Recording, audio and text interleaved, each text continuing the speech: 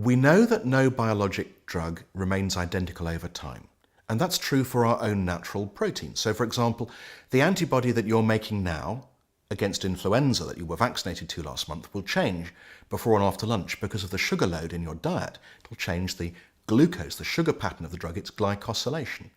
So natural human proteins vary, and it's not a surprise, therefore, that our homolog drugs, the recombinant human proteins we use for targeted precision therapy, vary. Because the step process of making a biologic drug is so complicated, they're different batch by batch. And over time, sometimes the important chemical characteristics, the so-called critical attributes of the drug, can change over time. Now, our expert colleagues in drug development and regulation know this. For example, by increasing the fucose sugar content in the fixed chain part of an immunoglobulin molecule, you can increase its activity. And so these drugs will be tracked over time, and if variation moves outside the acceptable limits, the drugs will be re-engineered or remanufactured. As drugs get more popular and the amount that we need each month goes up, often new production facilities are opened.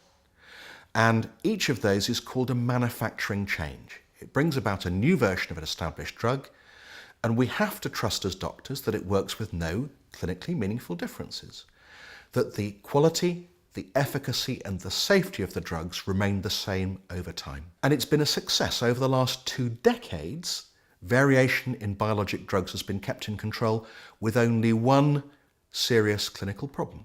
Now, if a manufacturer makes a new version of a drug and the attributes aren't held in check within an appropriate range, even if it's a drug we've used for many years, regulators may ask a manufacturer to go through a complex, stepwise pathway to look at the analytics. Are they the same? If there's a worry, to look at functional tests. Do they work the same in perhaps cell systems or animal systems?